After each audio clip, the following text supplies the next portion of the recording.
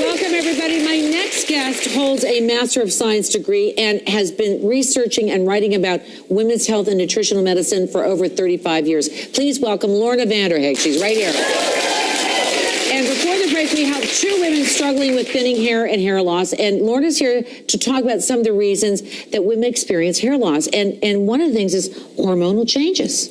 Hormonal changes, especially thyroid, is associated with hair loss. We often see hair loss in women after they've had a baby, because when you have a baby, it's a very stressful time for the body, although it's joyous. And we end up with a blood loss as well. So you can also have low iron.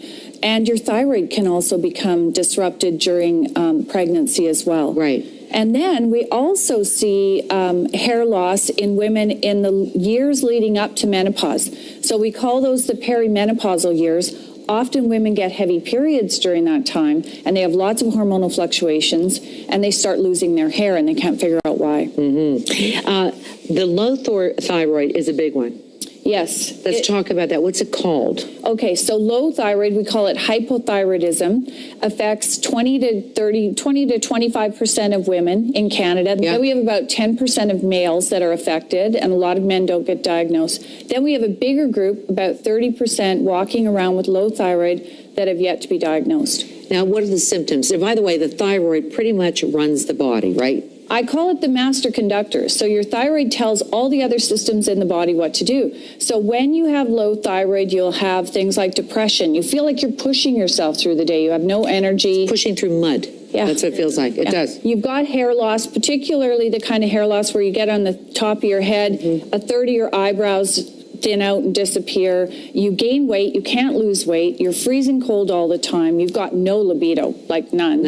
Infertility, recurring miscarriages, as well as things like the never-ending menopause, horrific hot flashes. And you just can't, you hope the next day is going to be better, and it's the same old, same old. Some days are worse than others. So let's talk about the causes of low thyroid. First off, in Canada, we don't get enough sunshine because we spend a lot of our year all wrapped up in warm clothes. Sure. And we need sunshine to make vitamin D3 on our skin. Our thyroid needs vitamin D. So if you're not taking vitamin D, you have to take a vitamin D supplement in Canada because we just don't get enough sunshine. The other reason is women don't eat enough protein.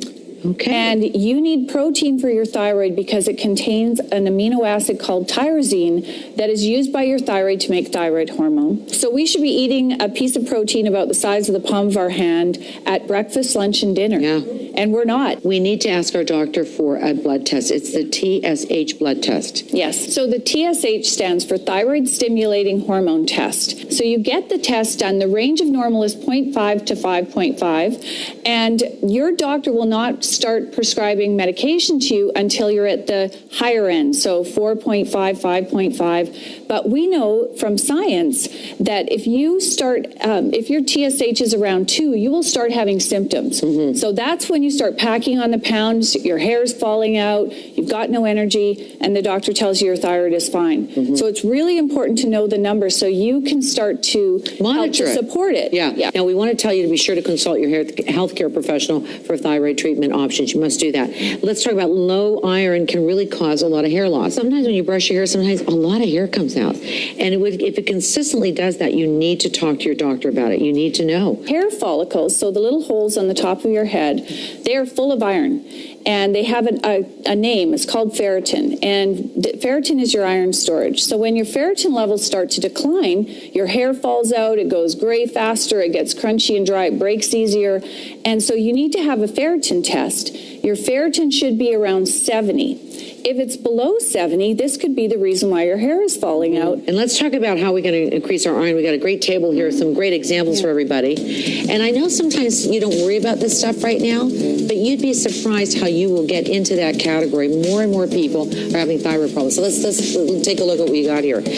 So you want to start right here? Okay. Yes. Okay. So according to the latest Canadian study, we should be eating 20 milligrams of iron from our daily diet. Most of us are getting 8. And that's because we're not eating so much red meat and egg yolks, and you can't really get iron from vegetables very easily. So if we look at the best sources of iron, so we've got the red meat, the egg yolks. People are eating egg whites. They're not eating the yolk anymore. Dr. Oz was here and he said you have to have the yolk. You have to eat the yolk. Yeah. And then if you're vegetarian, then we have the baked beans, the blackstrap molasses, the lentils, raisins, and then iron supplements. And look for an iron supplement that doesn't cause constipation. The reason why is it really takes a lot to build up your iron stores.